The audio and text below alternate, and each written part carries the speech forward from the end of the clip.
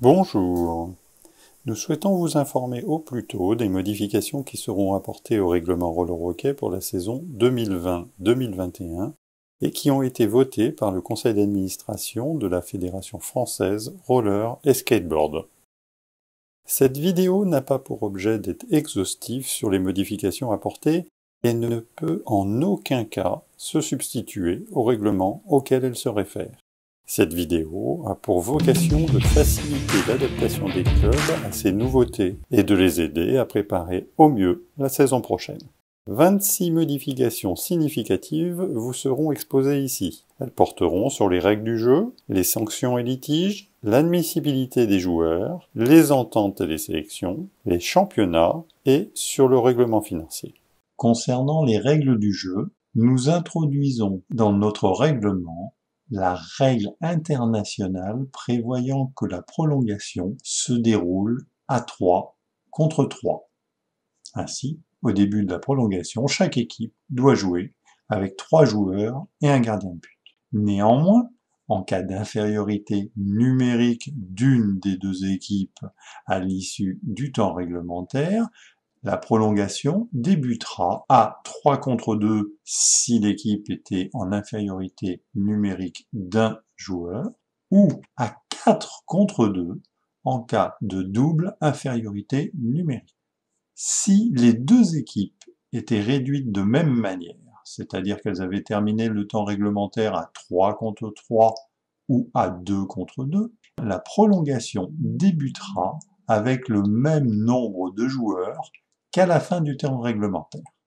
Lorsque un ou plusieurs joueurs termineront leur pénalité, ils reviendront sur la piste de même manière qu'ils l'auraient fait dans le cadre du temps réglementaire. Dès lors, ils sont susceptibles de créer une situation de 4 contre 3 ou de 4 contre 4.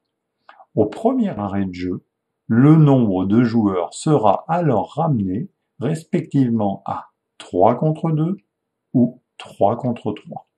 Si, durant la prolongation, une situation de double infériorité numérique se produit, le jeu reprendra en situation de 4 contre 2.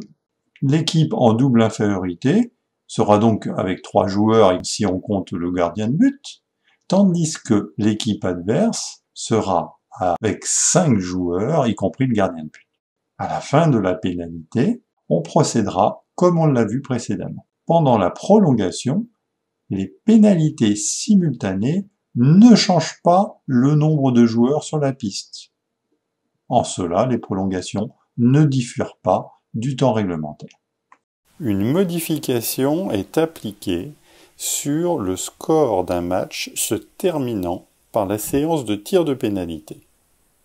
Le score de ce match sera celui de l'égalité à la fin du temps réglementaire, auquel on aura ajouté un but à l'équipe gagnante.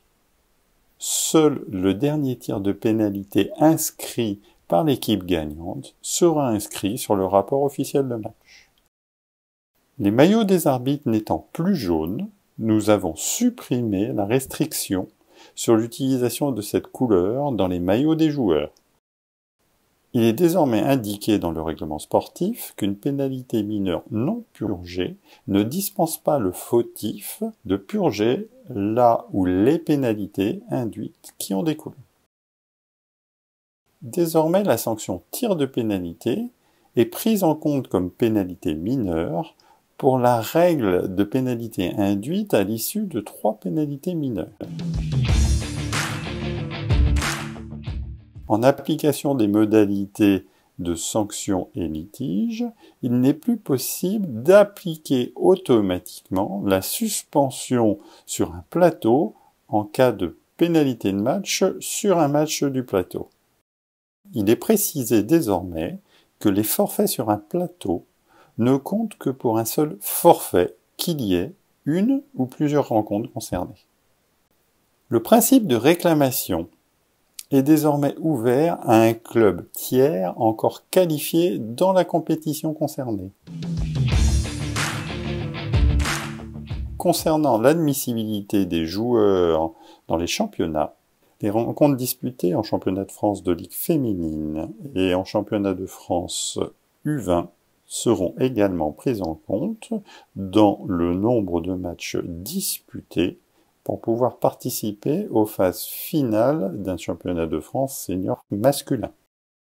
Dans le cas d'une sélection, les quotas sont attribués aux joueurs pour l'un et l'autre de ces clubs. Désormais, les matchs disputés dans un championnat U11 ne sont plus pris en compte dans les quotas U13.